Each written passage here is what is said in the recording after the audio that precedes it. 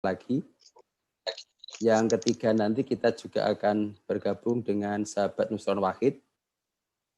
Untuk sahabat Nusron Wahid tadi sudah minta izin nanti gabungnya jam 8 Mas Musa, nanti yang Mas Nusron Wahid. Karena masih ada acara lain katanya, nanti paling cepat jam 8 insya Allah baru bisa bergabung di forum ini. Sahabat-sahabat semua yang saya hormati, pada malam hari ini adalah hari lahir PMII yang ke-60. Ya insya Allah besok itu tanggal 17 April. Sehingga malam ini itu malam PMII yang ke-60. Maka kita sebagai kader PMII akan melakukan diskusi, refleksi pada malam hari ini dengan tema PMII kemarin, hari ini, dan hari yang akan datang. Sambil menunggu sahabat-sahabat semua untuk bergabung, kita nanti akan mencoba untuk saling curhat begitu.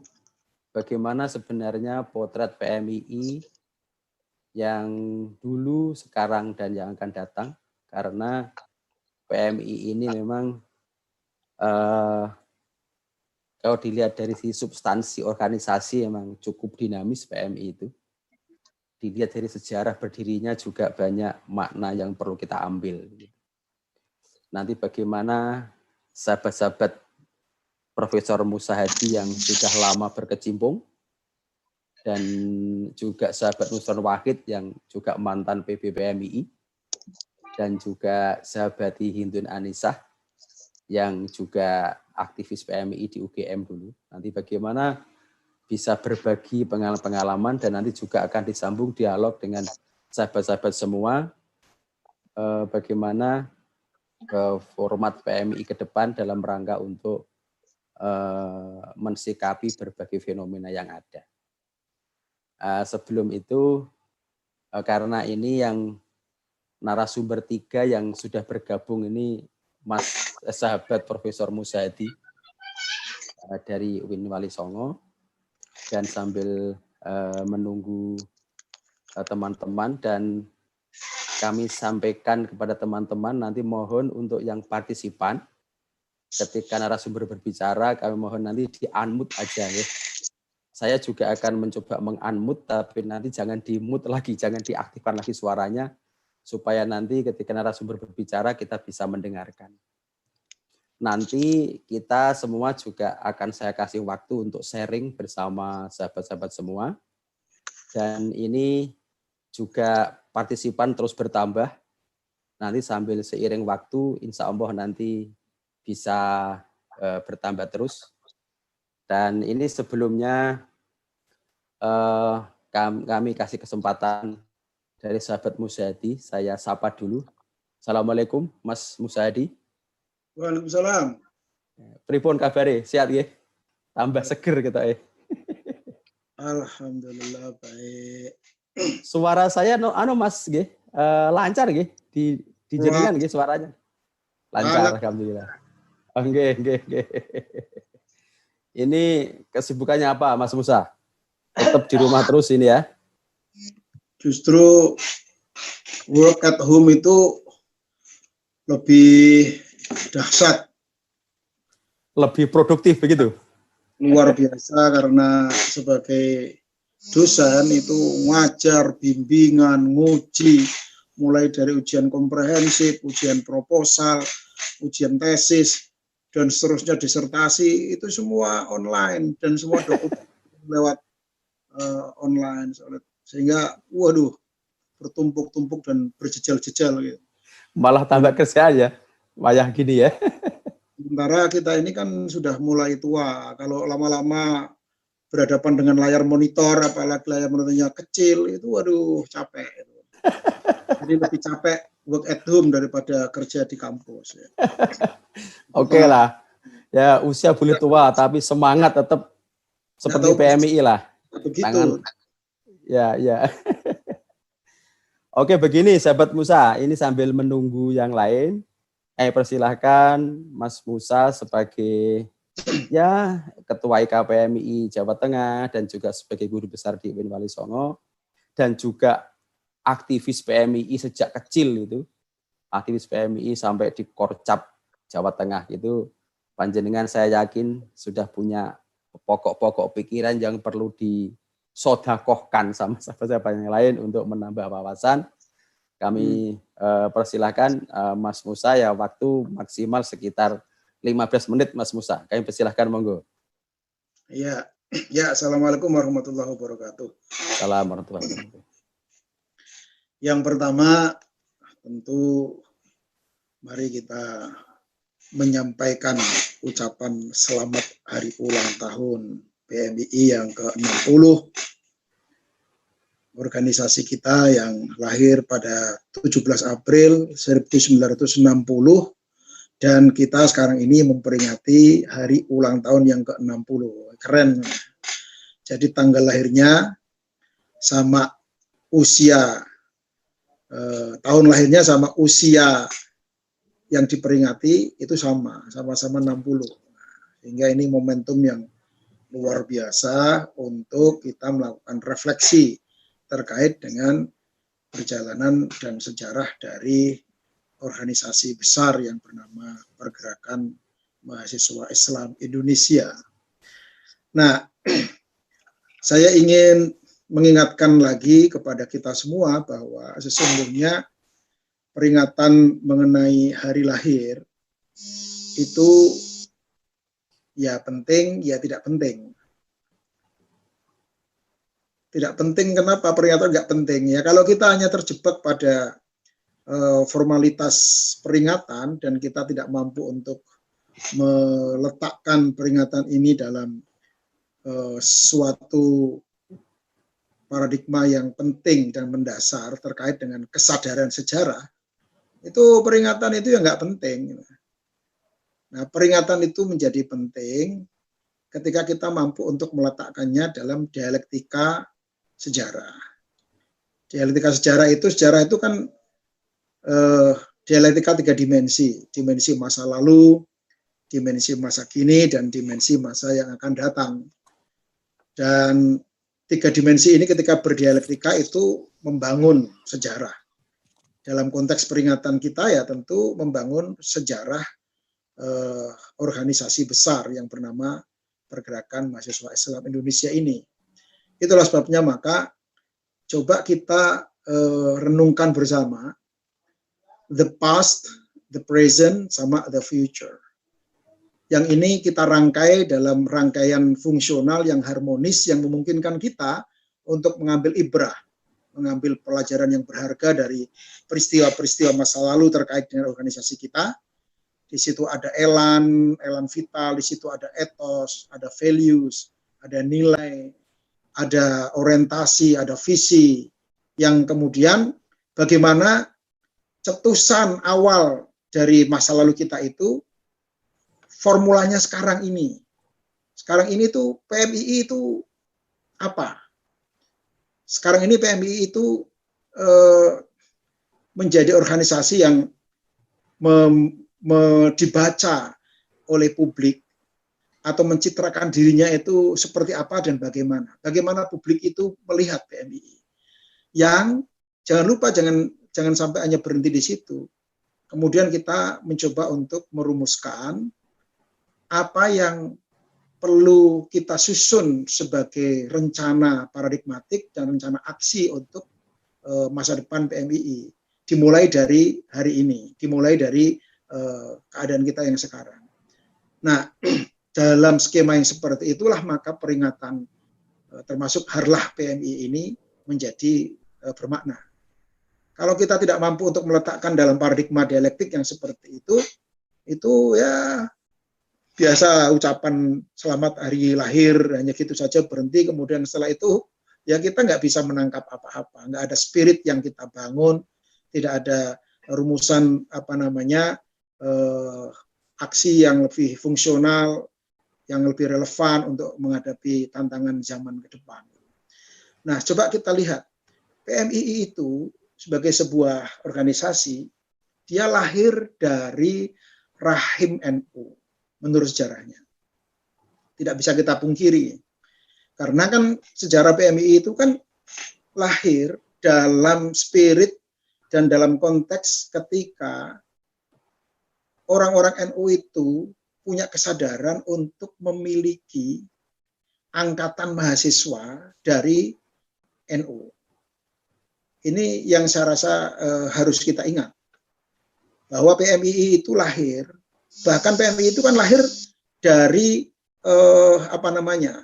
semacam ya perkembangan berikutnya dari IPNU. Ya, betul, Ya? betul. Ya. Nah, itu artinya apa? Secara historis, PMII itu tidak bisa lepas dari sejarah ke-NU-an. Adapun pada perkembangan-perkembangan berikutnya dengan dinamika yang baru pada saat itu, kemudian ada gagasan-gagasan terkait dengan independensi PMII dan seterusnya.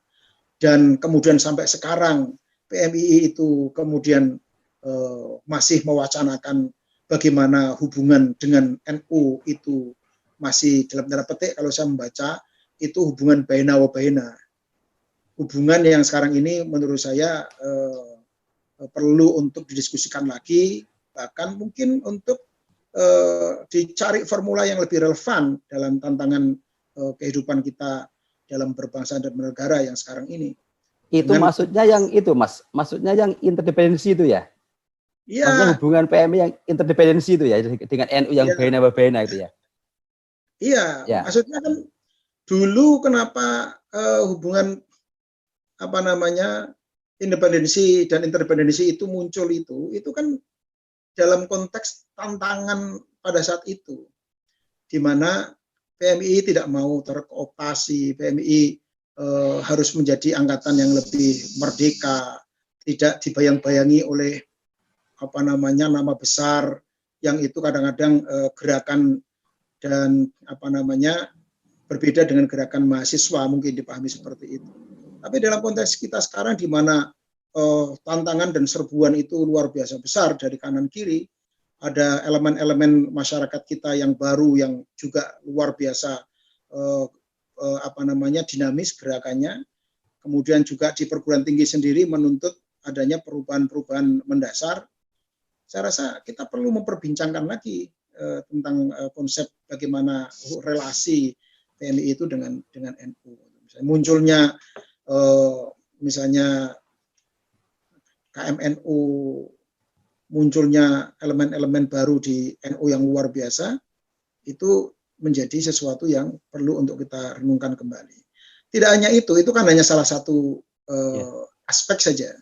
Banyak aspek yang kita perlu diskusikan, hubungannya dengan bagaimana spirit masa lalu, elan vital lahirnya pergerakan mahasiswa Islam Indonesia itu, kemudian bagaimana keadaannya sekarang, perkembangan paling mutakhir itu, dan sesungguhnya kita itu membuat formulasi yang seperti apa yang lebih relevan dengan tantangan kehidupan kebangsaan kita dan kehidupan keagamaan kita ke depan. Yang saya rasa ini luar biasa terjadi perubahan yang luar biasa dahsyat itu. Coba kita renungkan salah satu hal yang juga penting menurut saya kita renungkan kembali. Selama ini PMII itu menurut saya lebih banyak diakui oleh masyarakat itu dalam domain aktivitas politik dan aktivitas keagamaan. Artinya masyarakat itu mengakui PMII itu lebih pada aspek aktivitas politik, aktivitas keagamaan. Yang perlu kita pertanyakan itu adalah seberapa besar PMII itu mencitrakan dirinya sebagai organisasi kemahasiswaan, yang kemahasiswaan itu salah satu prinsip elemen dasarnya itu adalah soal intelektualitas, soal pengembangan aspek kecendekiaan. Yang kedua, juga kita menurut saya belum memiliki formula yang jelas terkait dengan gerakan ekonomi itu misalnya. Jadi lebih banyak gerakan politik sama gerakan keagamaan. Itu yang sudah dicitrakan selama ini. Persoalannya, tantangan kehidupan kita ke depan, apa memang hanya itu? Kita memiliki banyak sekali agenda yang perlu kita renungkan secara lebih lebih serius. Ya. Tokoh-tokoh intelektual itu nggak banyak tuh yang dari kalangan PMII. Artinya yang bereputasi, yang kemudian dia memiliki rekognisi global, memiliki rekognisi pada level nasional. Ya, oke, Mas sahabat Musa. Halo, sementara sampai di sini dulu. Nanti disambung lagi. Ini nanti sambung lagi. Jadi ngantar di stand di situ. Ini sahabat Hindun sudah bergabung. Kasih saya sapa dulu. Assalamualaikum Mbak Hindun. Salam Pak Dokter, sahabat Dokter saya kan. Saya malu sama Profesor Musayadi sebagai dokter saya itu. Kalau Bu Nyai, assalamualaikum. Waalaikumsalam, Pak Musa. Alhamdulillah sehat, Mbak Hindun ya, sehat ya, alhamdulillah ya. Iya sehat, alhamdulillah. Amsterdam masih aman, Bu Nyai. Nah itu. Ini posisi di Jakarta. Posisi di Jakarta apa di Bang Sri, Mbak Idun? Di Jakarta. Jakarta ya. Di zona merah. Zona merah. Yang penting sehat selamat Mbak Idun ya. Oke, gini sahabat Idun, tadi sahabat Musa sudah menceritakan tentang beberapa pokok-pokok pikiran. Nanti disambung lagi dan ini saya kasih kesempatan Mbak Indun untuk melihat PMI itu terutama dari perspektif gender lah mungkin kira-kira begitu. Bagaimana pandangan-pandangan Mbak Indun yang dari aspek gender ini yang kebetulan panjenengan ini juga yang selain juga aktivis mahasiswa gerakan juga sekarang itu juga punya amanat di birokrasi pemerintahan.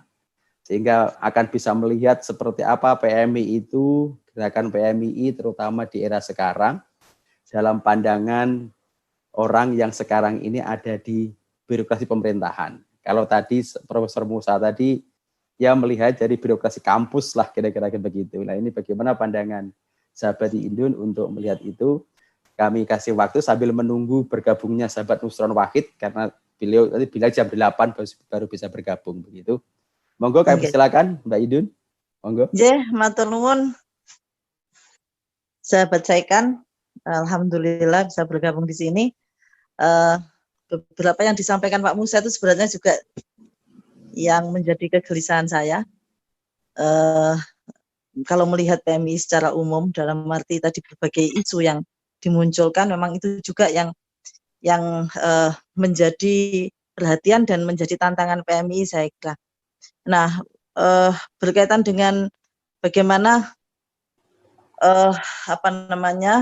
kalau dilihat dari sudut pandang perspektif adil gender kira-kira ya, ini juga semakin ke sini saya agak kaget ketika kemarin kandidat misalnya Ketua PBPMI dengan PB Korpri jomplang sekali jumlahnya ya.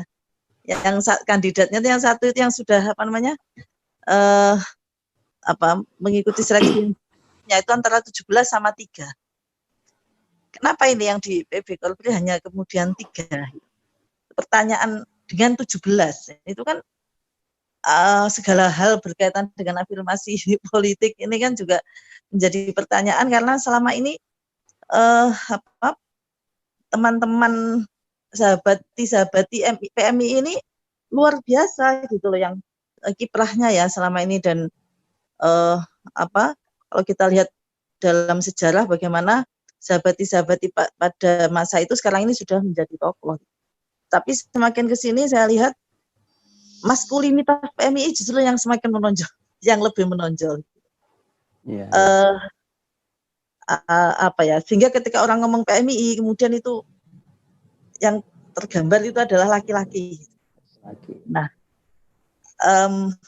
kemudian yang yang perempuan mungkin memang tidak bisa digeneralisir di berbagai daerah, tetapi saya melihat kecenderungan menjadi kurang greget begitu ya, dan apa ya, tadi kalau kita bicara soal yang disinggung oleh Pak Musa bahwa bagaimana PMI ini justru sebagai organisasi kemahasiswaan, maka ciri khasnya itu bagaimana intelektualitasnya ya, bagaimana sebagai mahasiswa juga merespon gitu.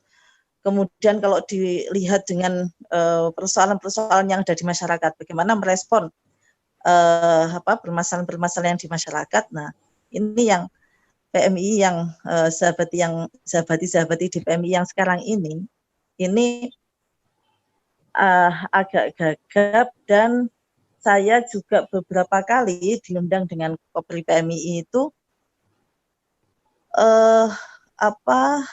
untuk diskusi yang serius ini sangat sepi peminat gitu.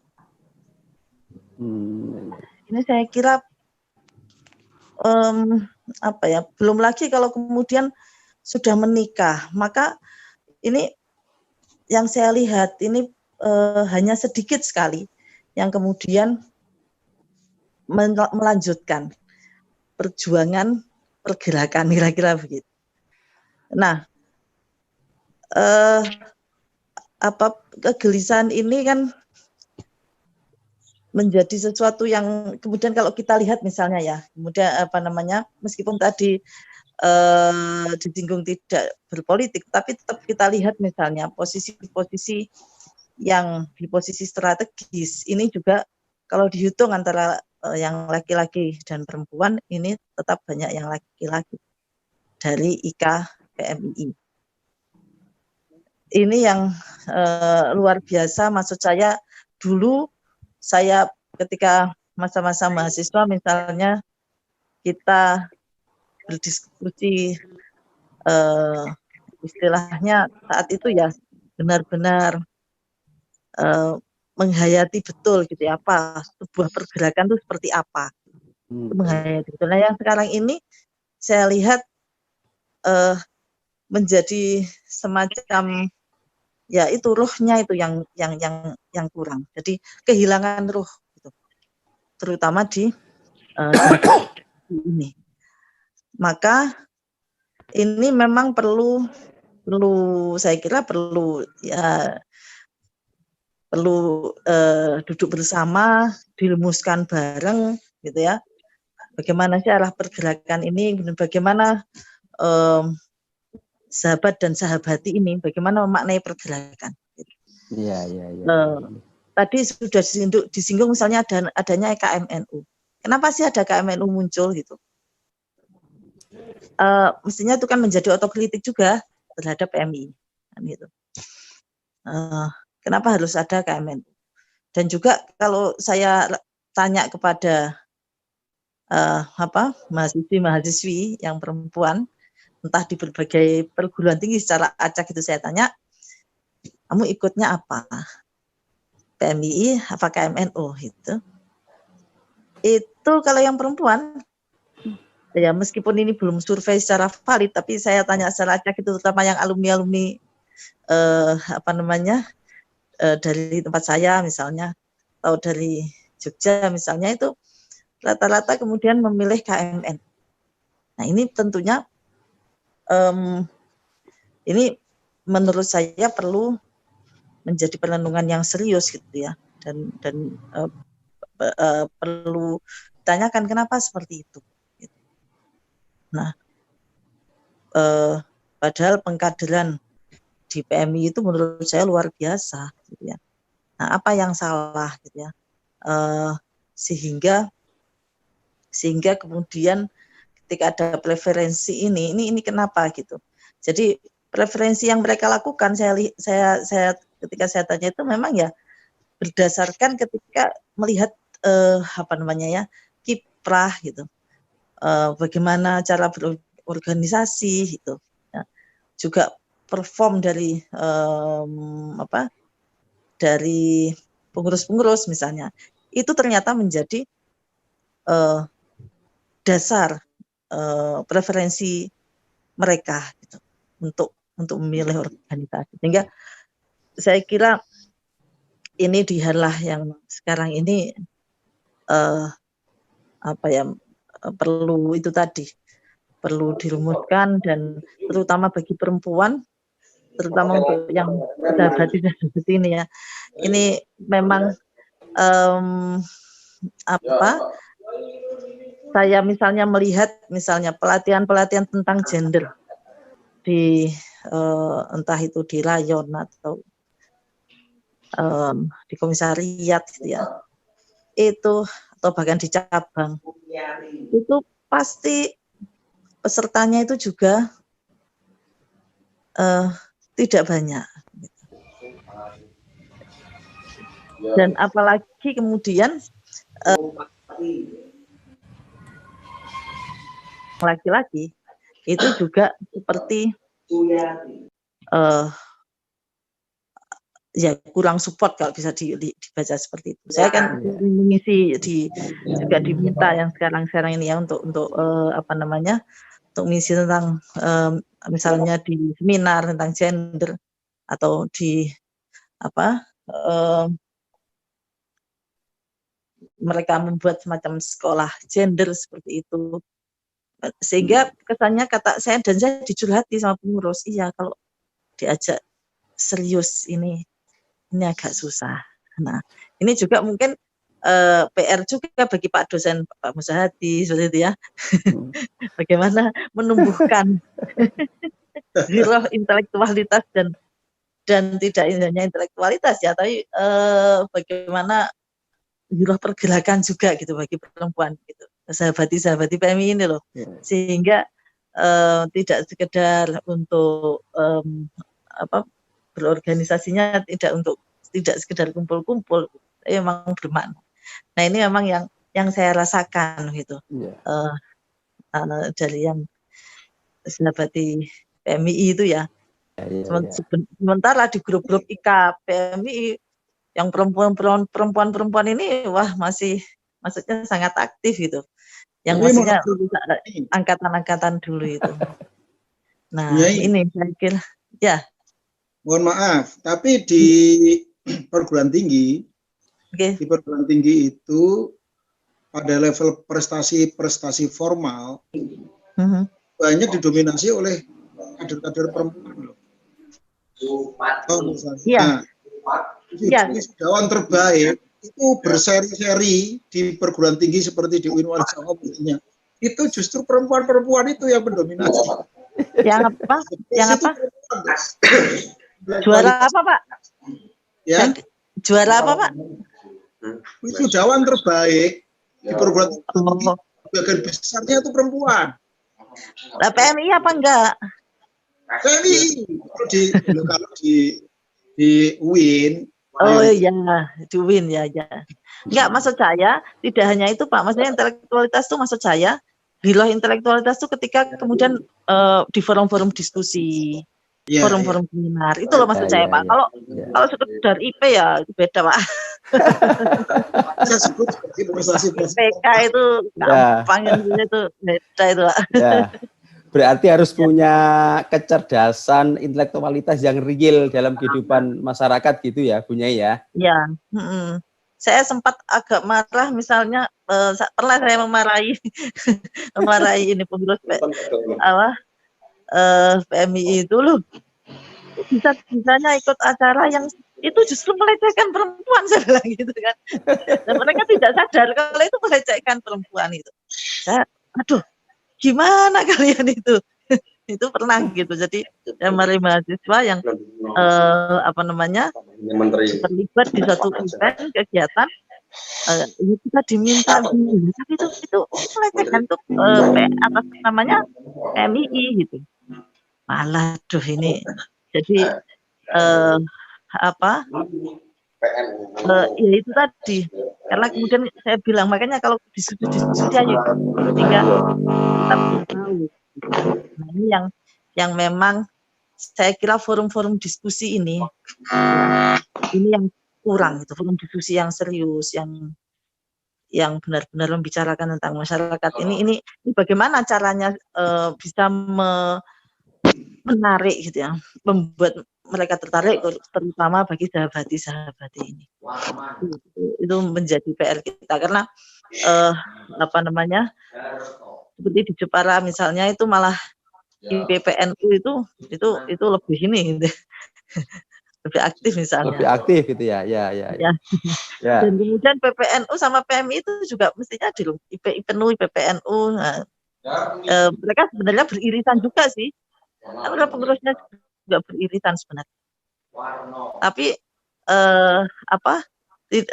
nggak tahu kenapa misalnya dia juga pengurus IPNU misalnya PPNU tapi juga di PMI tapi bisa lebih aktif di sini, yang sini tidak bisa. Misalnya kayak gitu loh. Itu juga menjadi perhatian kita. Nah, apalagi sekarang ini dengan tadi tantangan internal seperti itu ya sudah disampaikan oleh Pak Musa tadi. Apalagi tantangan eksternal yang luar biasa. Yang ini bagaimana PMI merespon ya berbagai macam isu gitu. Ya.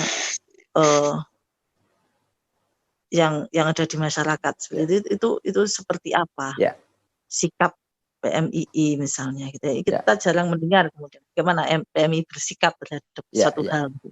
Ya, terima kasih itu, Pak. Sementara gitu Bu Nyai, nanti disambung lagi ya SNB di situ termasuk Profesor Musa.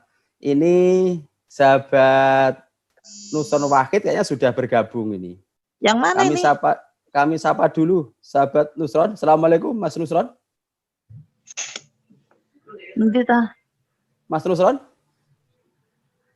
Assalamualaikum. Ini maksudnya Pak? Belum ada. Mic-nya di unmute. Mas Nusron itu yang tadi mana ya? Itu Kauman. Nah, itu ya? Kauman. Tadi saya sudah gabung, cuma ada telepon masuk. Oh ya, monggo. Silakan Mas Nusron. Ada Pak mantan Mendikbud nelpon Pak Muhammad Nuh. Oh ya. Oh. Gimana Mas? Sehat semua? Alhamdulillah, Mas Alhamdulillah. Kenceng iki ya. Sudah kenceng. Sudah cetok jadi kan suaranya sudah bagus. Oke. Gimana? Tadi saya udah ngikutin sekilas dari Profesor Musa Hadi tadi sama Mbak Indun, terus terintrap ada telepon masuk. Ya. Monggo ini jantannya Mas Nusron ini. Tadi Profesor Musa sudah menyinggung dari sisi gerakan pemikiran PMII dan juga Mbak Indun tadi dari sisi peran perempuan. Nampaknya tadi Profesor Musa sama Bu Nyai Hindun ada kesamaan. Artinya memang masih ada kegelisahan. Bagaimana kita perlu memetakan gerakan yang lebih real, yaitu sahabat PMI itu, terutama di era sekarang ini. Nah ini sahabat Nusron tentunya juga punya pandangan-pandangan yang perlu kita dengarkan. Persilahkan monggo Mas Nusron. Oke, terima kasih. Assalamualaikum warahmatullahi wabarakatuh. Waalaikumsalam warahmatullahi wabarakatuh. Pertama-tama saya mengucapkan selamat hari lahir alma mater kita semua, Pergerakan Mahasiswa Islam Indonesia, 17 April 1960, 17 April 2020. Jadi ini tepat sudah berusia yang ke-60 tahun. Usia 60 tahun ini tentunya layak kita untuk melakukan refleksi. Kalau ibarat hidup ini kan sudah sampai pada senja usia 60 tahun itu. Kalau ibarat PNS sudah masuk masa pensiun. Kalau untuk dicalonkan jadi eselon 1 usia 60 tahun udah nggak bisa gitu Pak Musadi. Iya betul. Sudah tua berarti ini. Kalau 60 tahun ini gitu. Nah, cuma yang perlu kita refleksi betul, selama 60 tahun kelahiran PMI ini sudah memberikan apa kepada Republik ini gitu. Dan baik di dalam panggung ide maupun di dalam panggung praktis atau praksisnya. Saya alhamdulillah sempat dikasih kesempatan sekolah secara tidak sengaja dan tidak diharapkan menjadi Ketua Umum PMII pada tahun 2000 sampai tahun 2003. Kenapa nggak diharapkan? Karena saya juga sadar, pertama waktu saya jadi Ketua Umum, saya juga tidak berharap sebetulnya. Kemudian juga sebagian besar cabang-cabang pada saat itu juga banyak belum mengenal saya pada saat itu. Karena saya relatif pemain baru atau orang baru di dalam nuansa pergerakan PMII ketika suasana kongres di Medan pada tahun 2000 itu. Nah, tapi rupa-rupanya meskipun saya itu iseng-iseng berhadiah, ternyata mendapatkan respon, ya kan? Mendapatkan respon dari khalayak pada saat itu ketika saya membuat jargon tawaran mengembalikan PMI itu bukan sebagai rumah gerakan perlawanan terhadap negara yang itu concern terhadap tanggung jawab sosial, tapi saya kerucutkan menjadi lebih kecil lagi pada saat itu, bagaimana menjadikan PMII sebagai rumah membangun sumber daya manusia NU mendatang. Gitu. Jadi akibat promosi saya itu, ketika saya memimpin PMI pun banyak dicaci maki, saya dianggap terlalu lebih pragmatis karena keluar dari narasi pergerakan jalanan pada saat itu yang sempat dibangun oleh kawan-kawan akibat atau sahabat-sahabat akibat sisa-sisa daripada 98. Karena waktu itu saya terpilih tahun 2000, saya mempunyai pandangan bahwa suasana gerakan 98 itu sudah harus move on. Kita harus mempersiapkan mengisi reformasi ini, NU ke depan mau tidak mau harus melalui laboratorium yang disebut dengan sumber daya manusia. Nah, saya mempunyai tesis bahwa laboratorium sumber daya manusia yang paling efektif di dalam NU itu ada 3 komponen. Yang pertama itu adalah IPNU dan IPPNU tentunya. Yang kedua itu adalah Ma'arif NU, dan yang nomor 3 itu dan pondok pesantren di dalamnya, artinya lembaga pendidikannya. Yang nomor 3 adalah PMII atau sebagai kelas menengahnya. Nah, pertarungan kita di Indonesia ini, Pak Moderator, itu kan kita hari ini sedang bertarung di wilayah 5 struktur sosial di Indonesia ini yang kita bertarung hari ini. Yang pertama itu adalah kita sedang bertarung di level wilayah bureaucratic society, wilayah birokrasi kita, yang tadi disampaikan Mbak Hindun. Kemudian yang kedua adalah kita bertarung di wilayah academic society, itu adalah insan akademik, itu tadi sudah disampaikan oleh Pak Musa Hadi. Kita pada sisi yang lain juga bertarung di wilayah political society, di lapisan politik. Yang keempat, kita juga harus bertarung di wilayah civil society, ya kan, kelompok-kelompok masyarakat sipil. Yang kelima, mau tidak mau di era hari ini kita juga harus bertarung di wilayah economic society. Nah, kalau kita bedah di mana sisi kekuatan kita hari ini, kita mengisi ruang panggung Indonesia itu. Pertama, ayo kita bedah satu-satu.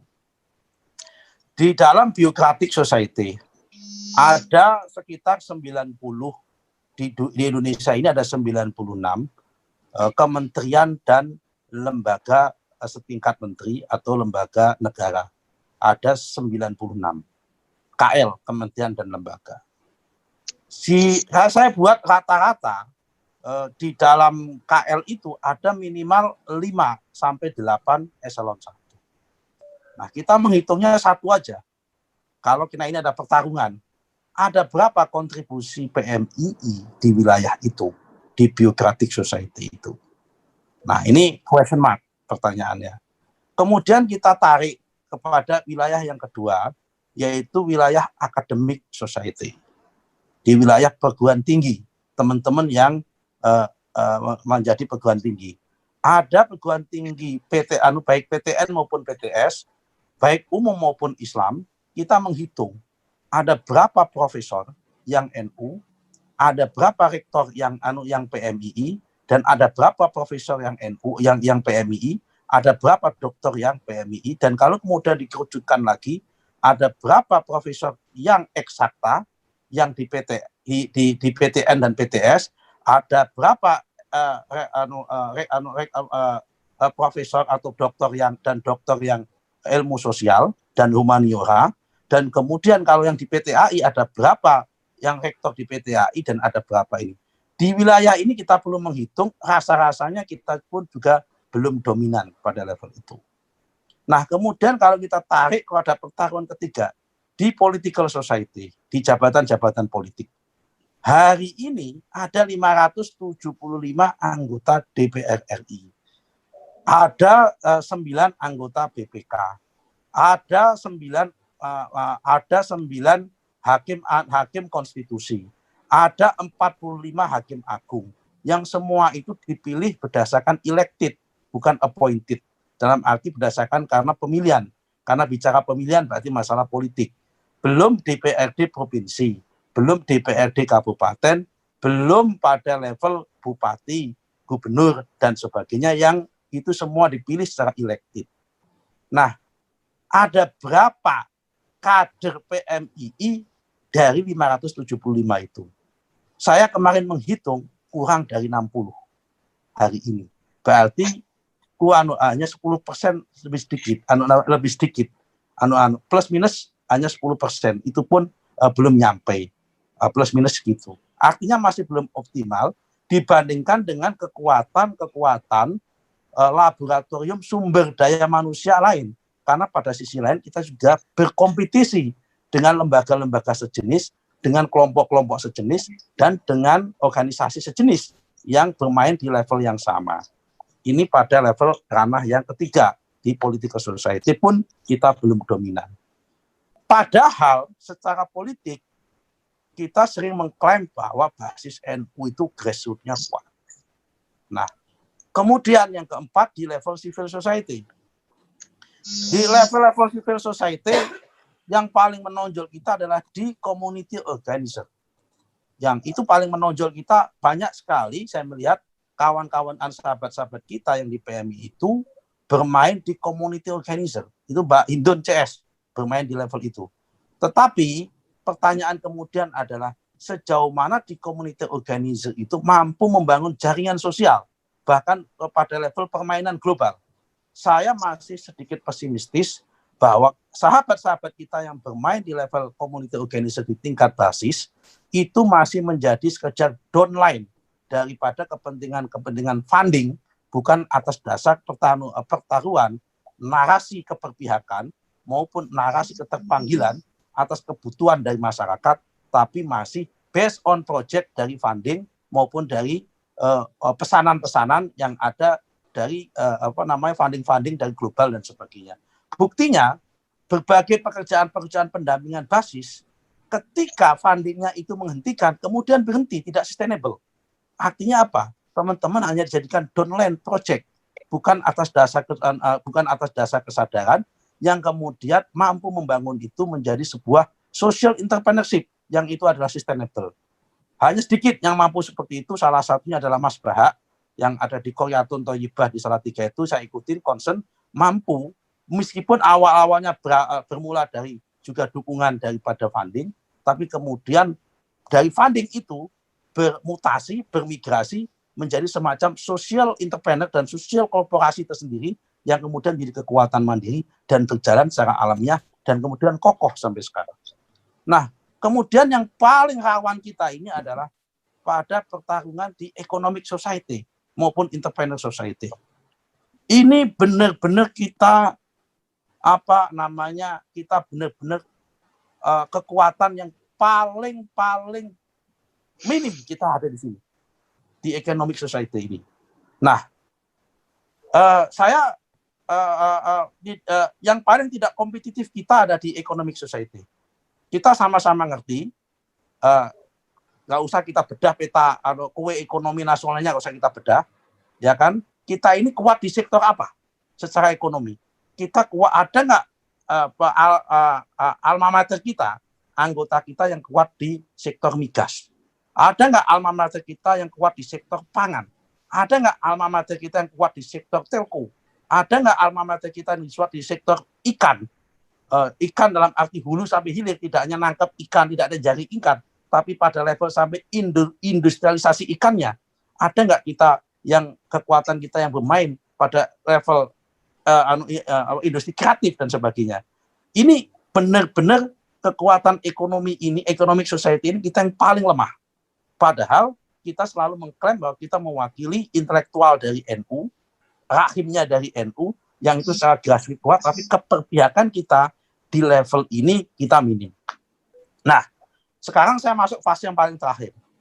Bagaimana solusi menghadapi ini semua? Untuk refleksi adik-adik kita, sahabat-sahabat kita PMI ke depan. Ada pepatah mengatakan kita tidak perlu meratapi kegelapan, tetapi kita cukup nyalakan lilin di tengah-tengah kegelapan itu. Kalau kita meratapi kegelapan, itu tidak ada selesainya. Nah, saya membuat solusi, ada 3 solusi. Yang pertama adalah manfaatkan Kartu Indonesia Pintar Kuliah, KIP Kuliah. KIP Kuliah ini setahun ini ada 500.000. Pak Musahadi saya pasti tahu. Ya. KIP Kuliah ini kan mutilasi dari bidik misi. Bidik misi dulunya itu hanya cuma 80.000. Nah, sekarang dinaikkan oleh Pak Jokowi menjadi bidik misi menjadi 500.000 setahun. Dari total mahasiswa setiap tahunnya itu total mahasiswa adalah 2.800.000, total mahasiswa baik PTN, baik PTS, baik PTAI yang di IAIN maupun termasuk di Akmil maupun di Akademi Kesehatan dan sebagainya, total mahasiswa itu setahun 2,6 juta. Karena total mahasiswa kita se-Indonesia itu totalnya ada sekitar 7-8 juta.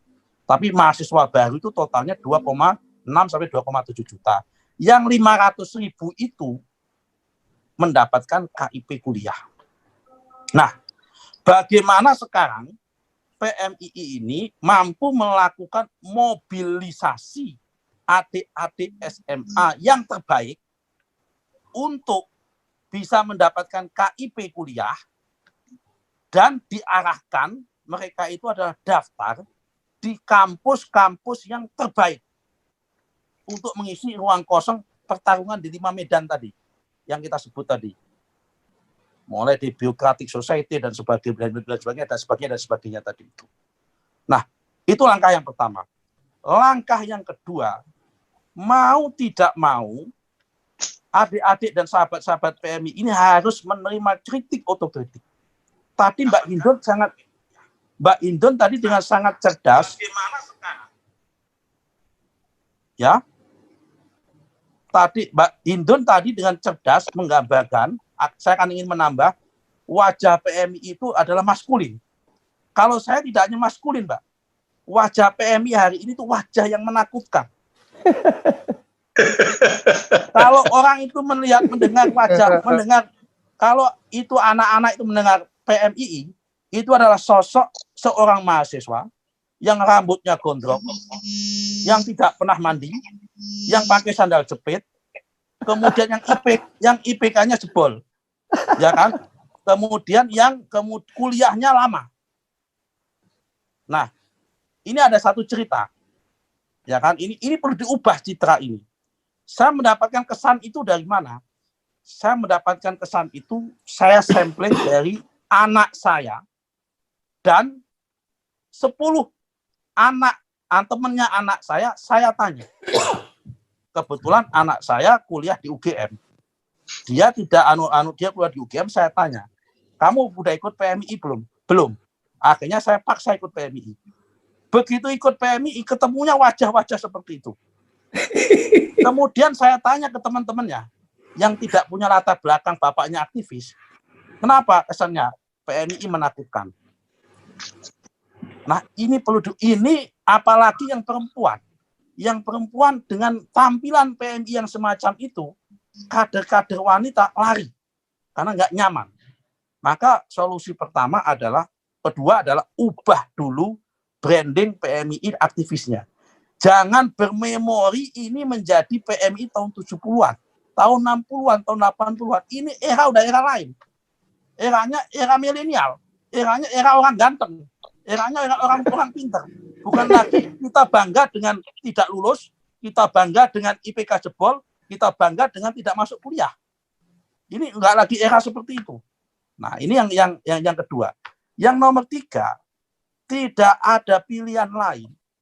PMII mesti harus ekspansi untuk menjawab kepentingan pertempuran sumber daya manusia Indonesia, sumber daya Indonesia ke depan, sumber daya NU ke depan untuk bertarung di 5 wilayah sosial tadi, wilayah 5 kepentingan tadi yang saya sampaikan. Saya mau tidak mau, PMII harus kuat minimal di 15 kampus. Di samping di kampus yang hari ini sudah ada, yang sudah kuat. Di mana 15 kampus itu? Pertama, PMII harus kuat di UI. PMII harus kuat di ITB. PMII harus kuat di IPB. PMII harus kuat di ITS. PMII harus kuat di UGM. PMII harus kuat di Unpad. Harus kuat di Undip. Harus kuat di Brawijaya. Harus kuat di Airlangga. Harus kuat di STAN. Dan plus 5, PMI harus kuat di UNJ, PMI harus kuat di UNES, PMI harus kuat di UNESA, PMI harus kuat di UPI, Universitas Padahal IKIP, di Bandung itu. Kemudian yang terakhir, PMI harus kuat di UNJ. Kenapa ini saya katakan? Kita orang NU meskipun kuat secara politik, grassroots, kita kalah dengan kelompok-kelompok lain, terutama kepada kelompok-kelompok Wahabi, ya kan, kelompok-kelompok ini di 10 sektor, baik sektor birokrasi maupun sektor ekonominya maupun sektor profesionalnya di 10 sektor. Pertama, kita kalah di sektor pertahanan keamanan. Kita kalah di sektor keuangan. Kita kalah di sektor energi. Kita kalah di sektor pangan. Kita kalah di sektor telekomunikasi. Kita kalah di sektor manufaktur, kita kalah di sektor infrastruktur, kita kalah di sektor logistik, kita kalah di sektor kesehatan. Mana ada dokter PMI yang tampil ketika ada kasus corona? Karena kita nggak pernah kuat mempunyai komisariat kedokteran.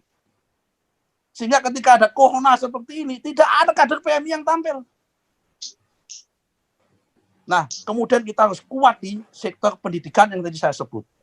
Ini kalau kita ingin menjadikan bahwa refleksi yang sudah 60 tahun ini menuju 100 tahun, kita ingin mengisi Indonesia dengan wajah NU, dan NU sumber daya manusianya didominasi dari PMI.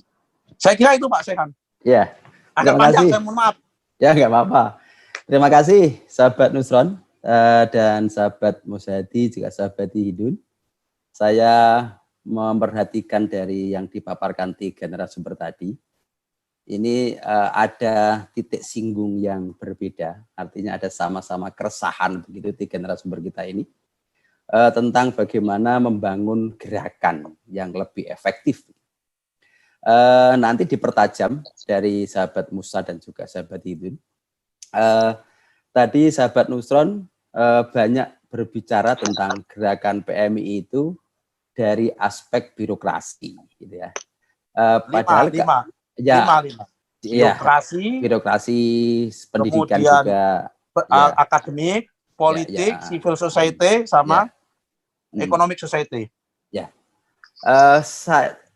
saya melihat ada yang mungkin belum tergarap di antara kita itu adalah yang mungkin saya sebut sebagai gerakan idealis. Artinya bagaimana juga kita perlu memantapkan ideologi kita sebagai kader PMII begitu. Memang banyak persoalan gitu ya. Maka tadi sahabat Musa di awal menyinggung itu, katanya PMII itu lebih dikenal dalam 2 tampilan begitu. Tampilan politik dan tampilan gerakan keagamaan begitu. Nah, Karena PMI itu mulai sejarahnya itu kan dinamikanya cukup cepat gitu ya, ketika merespon fenomena itu. Yang awalnya itu underbop NU, kemudian menjadi independen, kemudian menjadi interdependensi begitu. Ini menunjukkan bahwa PMI ini dinamis dalam gerakan. Nah, apalagi menghadapi era seperti ini yang disebut 4.0 gitu ya. Nah, ini bagaimana memang tadi juga kegelisahan sahabat Hindun juga begitu, bagaimana kita ingin mempertajam gerakan yang seperti apa yang perlu dilakukan di era sekarang. Pak, gitu, Pak Sehan, tak intro dulu Pak ya. Tak intro dulu Pak Sehan ya. Just kidding ini ya. Tapi ini just kidding ya. Ya. Saya setuju sama Pak Musa. Kalau tampilan PMII itu lebih banyak politik, itu artinya apa? Artinya anggotanya IPK-nya itu banyak yang di bawah 3,0. Karena tipologi mahasiswa itu biasanya begini.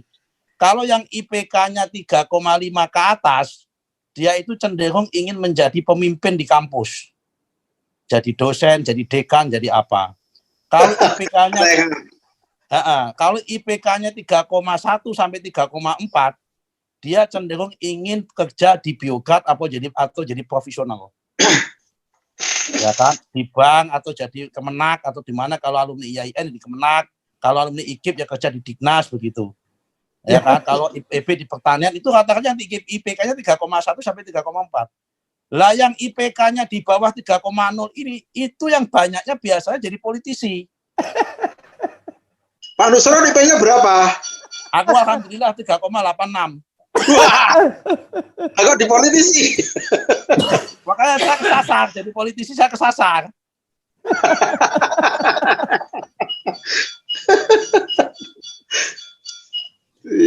Tapi ini ada gini sahabat Nusron, ini kan juga yang bergabung ini ada juga mahasiswa sekarang, PMI yang sekarang ini gitu ya. Dan mungkin pandangan dari sahabat Nusron itu sekarang mungkin sudah berubah. Dan nanti alhamdulillah kalau berubah, alhamdulillah. Moga-moga udah banyak berubah. Ya. Jadi ini mungkin dari sahabat Musa atau sahabat Idul bisa mempertajam untuk komentar. Silahkan, silakan Mas Musa dulu. Iya, terima kasih. Ini Pak Nusron tadi itu memberikan frame yang luar biasa bagus ya. Yang itu saya rasa kita rasakan betul. Memang faktanya begitu. Gitu. Makanya tadi di awal saya itu memberikan komentar. Kita ini hanya dikenal itu bergerak luar biasa aktivitas kita itu pada sektor politik sama sektor keagamaan. Nggak ada yang bisa ngalahkan lah kalau urusan sektor keagamaan sama yang politik itu. Tapi dalam hal terutama yang terkait dengan sektor keagamaan pun udah mulai kalah Pak dengan teman-teman PKS. Iya. Terutama di perkotaan. Sekarang terjadi perebutan diskurs itu, ya itu bagian dari tantangan kita. Apalagi wong domain kita di situ kita kalah juga, lalu kita mana yang menang gitu kan? Makanya saya ingin beri ini catatan dari Pak Nusron tadi itu. Yang pertama kan melakukan ekspansi. Dalam bahasa saya itu pokoknya kita harus melakukan diversifikasi keahlian kader itu. Cuman persoalannya itu bagaimana caranya? Karena ini kan harus dimulai dari pembuahan, pembenihan yang paling bawah. Dari bibit. Dari bibit. Lah, maksud saya begini. Kita itu punya problem mendasar untuk bisa berkompetisi lebih lanjut di level pendidikan yang lebih tinggi, yang itu kalau kita itu bisa mendistribusikan kader-kader hebat pada level bibit itu kemudian memasuki prodi-prodi yang the best, prodi-prodi yang selama ini di luar jangkauan kita dalam tanda petik, itu kan nanti ke depan bisa kita harapkan 30 tahun yang akan datang bisa kita harapkan.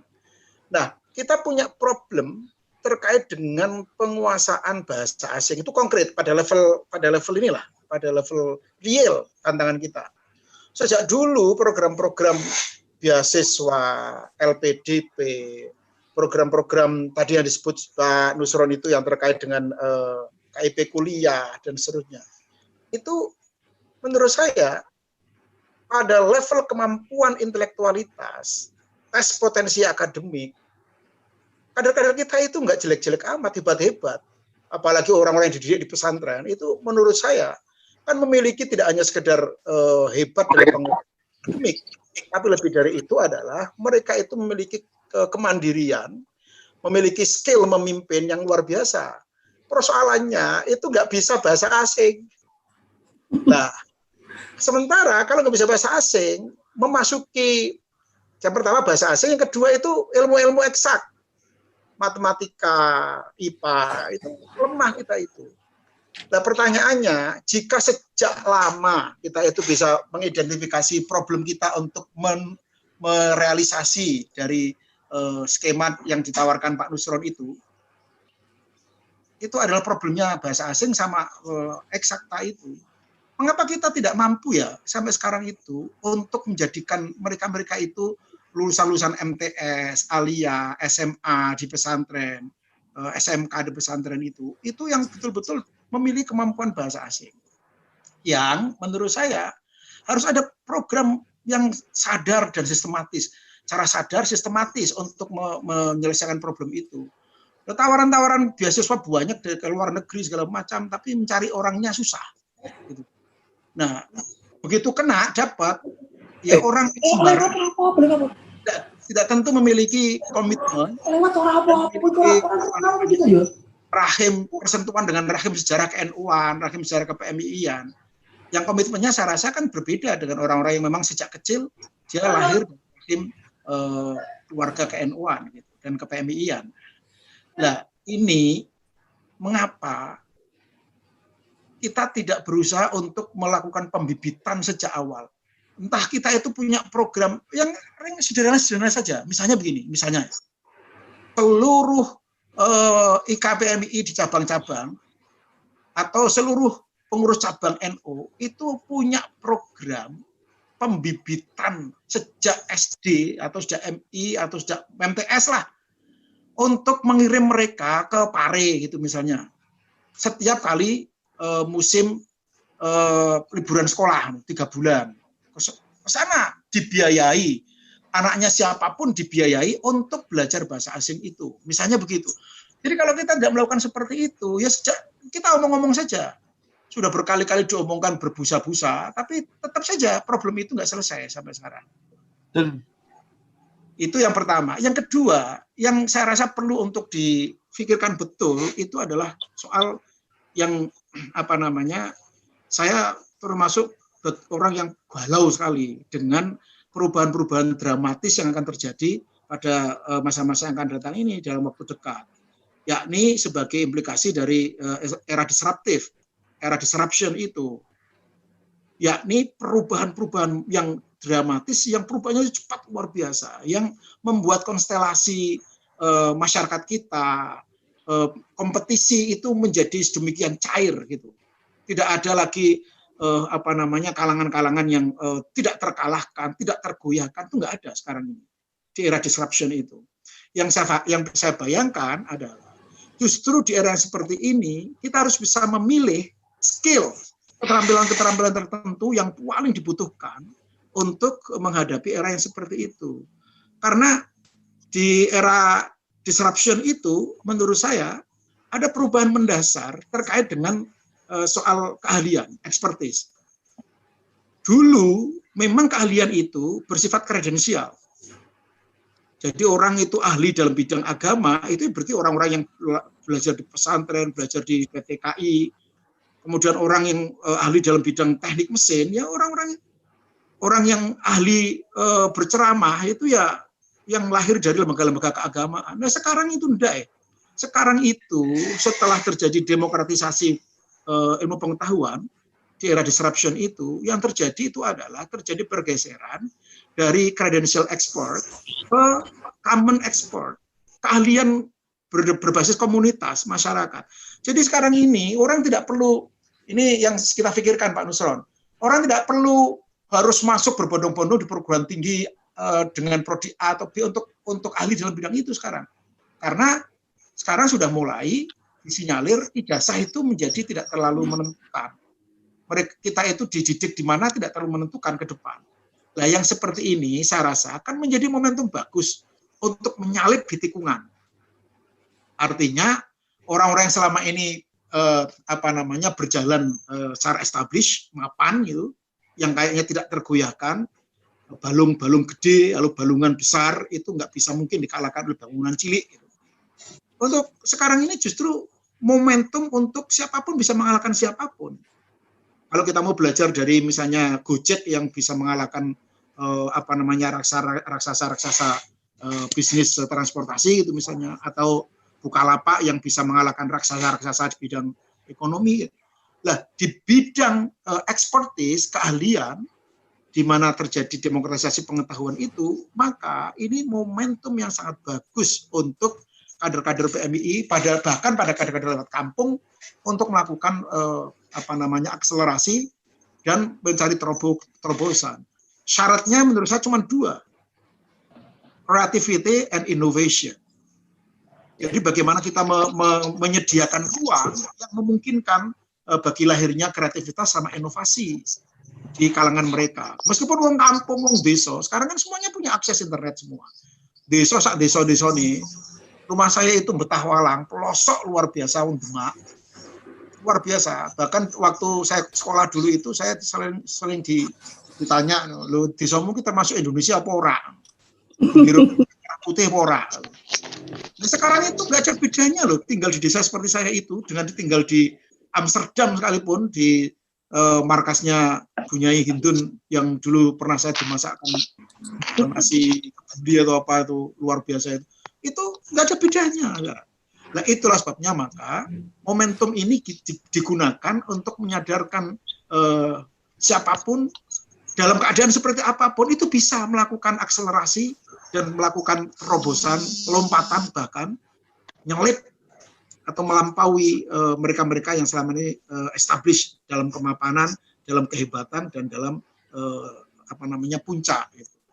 Itu yang catatan saya. Dan catatan terakhirnya begini, Pak Sehan. Ya. Di kalangan kita ini PMII ini, menurut saya ini yang saya amati, lebih kita menyebutnya itu surplus pembicara, defisit pemikir.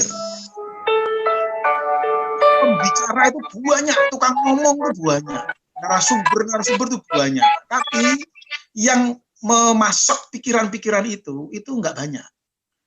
Dan lebih dari itu, di kalangan kita ini, bahkan ketika terjadi gagasan-gagasan muncul dalam kecerdasan, dalam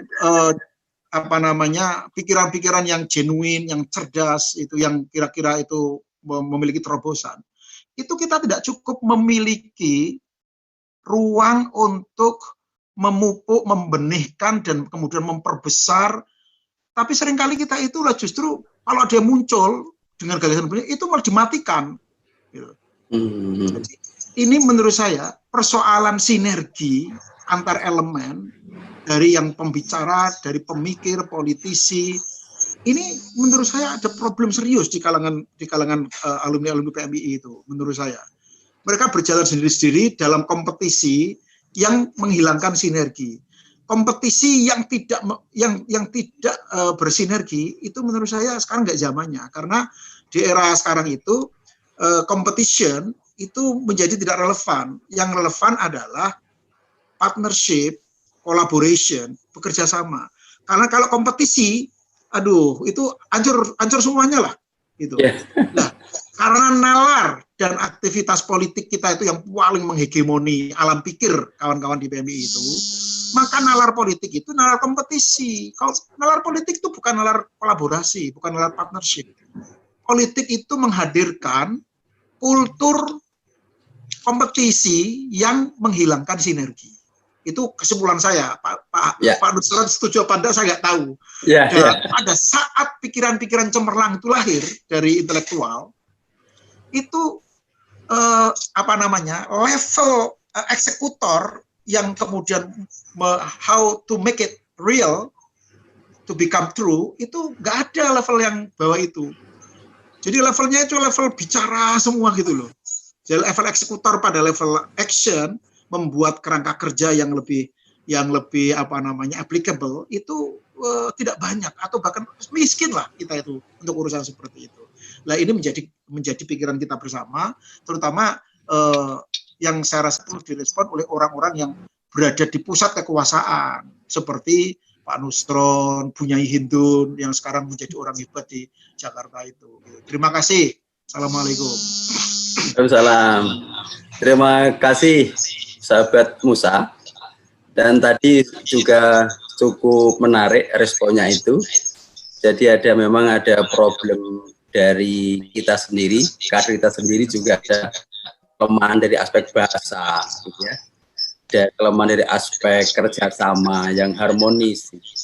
Masih ada sering-sering kurang kerjasama yang bagus lah di antara. Kalau tadi Mas Nusron tadi mengatakan solusinya itu harus ada punya penampilan yang baru lah kira-kira begitu. Yang dari sisi fisik, sisi komen juga harus bagus. Nah ini saya minta dari Mbak Nyai Hindun nih, bagaimana pandangannya untuk mempertajam pendapat dari sahabat Musa dan sahabat Nusron. Monggo, kami silakan. Mbak Hindun. Ya, terima kasih. Saya kira saya melanjutkan yang tadi ya, bagaimana kemudian kita PMII tadi bisa melahirkan lagi hero-hero intelektualitas dan juga kemudian tadi hero pergerakan yang terus juga bagaimana tadi baik Pak Musa maupun Pak Nusron bahwa kita harus move on dari mungkin selama ini yang berkutat di jurusan itu saja, tapi kita harus move on ke jurusan eksak dan sebagainya.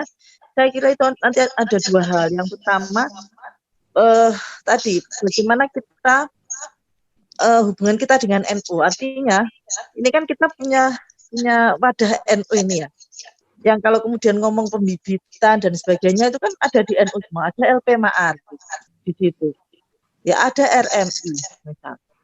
Nah, bagaimana ini komunikasi IKPMI misalnya dengan NU, dengan Ma'arif misalnya, bagaimana Ma'arif tidak sekedar tugasnya membuat soal, tapi juga merumuskan grand design pendidikan di tubuh NU. Yang itu tadi arahnya kepada kepada diversifikasi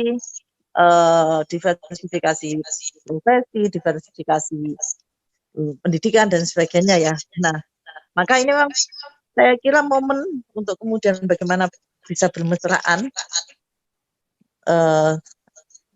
terhadap dengan NU, dengan kemudian memberikan sumbangsih, misalnya memberikan sumbangsih pemikiran yang bisa digunakan NU, misalnya buat grand design tadi, grand design pendidikan untuk pesantren, juga kemudian dengan MLP Ma'arif yang bisa merespon zaman.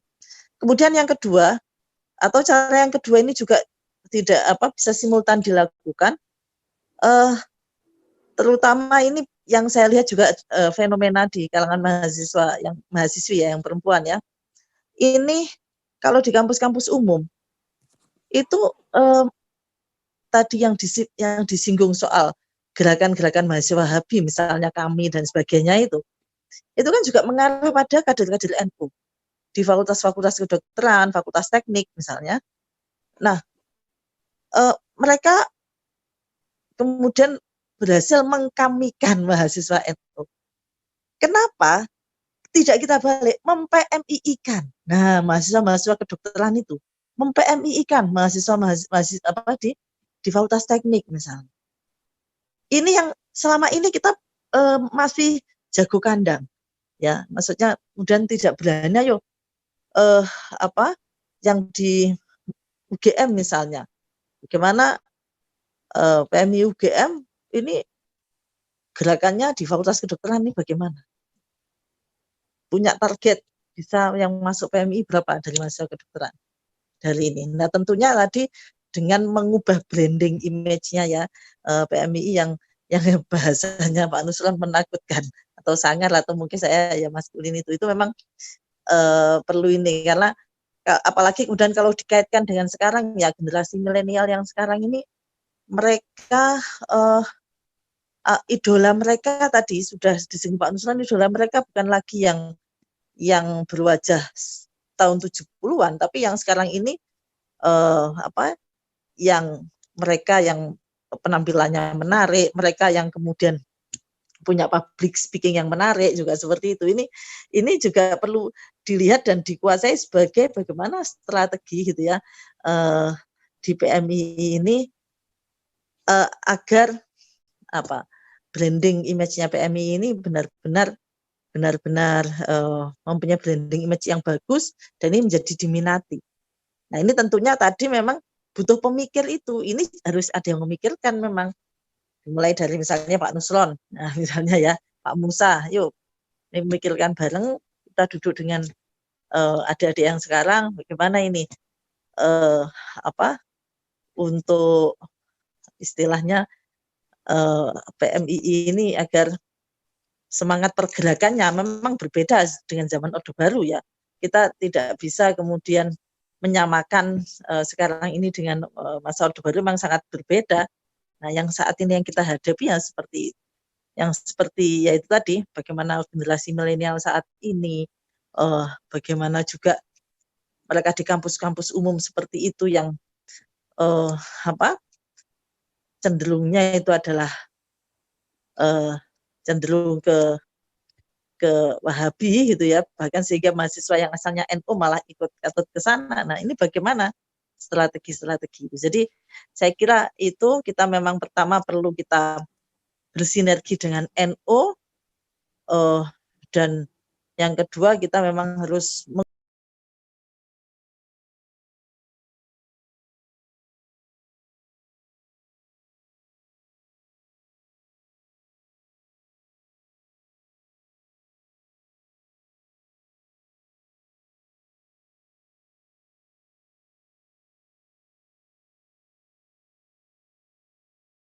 Jadi begini, kan ditanya mulai dari mana. Saya percaya bahwa dalam serba keterbatasan, PMI itu bagaimana juga kan ya kulturnya kultur NU lah. NU itu kan berada di pinggiran lebih besar. Kalau Pak Nusron itu ada di pusat kekuasaan, itu kan dulunya juga di pinggiran. Nah, orang pinggiran itu kan biasanya punya keterbatasan resources. Dalam keterbatasan resources, kalau kita mau melompat, kita ini kan harus menginvestasikan resources yang kita miliki yang terbatas itu. Dan saya percaya investasi itu bisa kemana-mana, tapi investasi yang paling pasti dan meyakinkan untuk melakukan mobilitas vertikal, untuk melakukan lompatan, itu adalah investasi di dalam bidang pendidikan dan di bidang SDM. Itulah sebenarnya. Kan tadi saya setuju dengan Pak Nusron dan pikirannya sama. Bagaimana kita betul-betul secara sadar dan sistematis memulai dari pembibitan anak-anak hebat kalau perlu sejak dari MI, MTS, dari SD, dari SMP sampai ke SMA. Ini betul-betul secara sadar kita menginvestasikan di situ.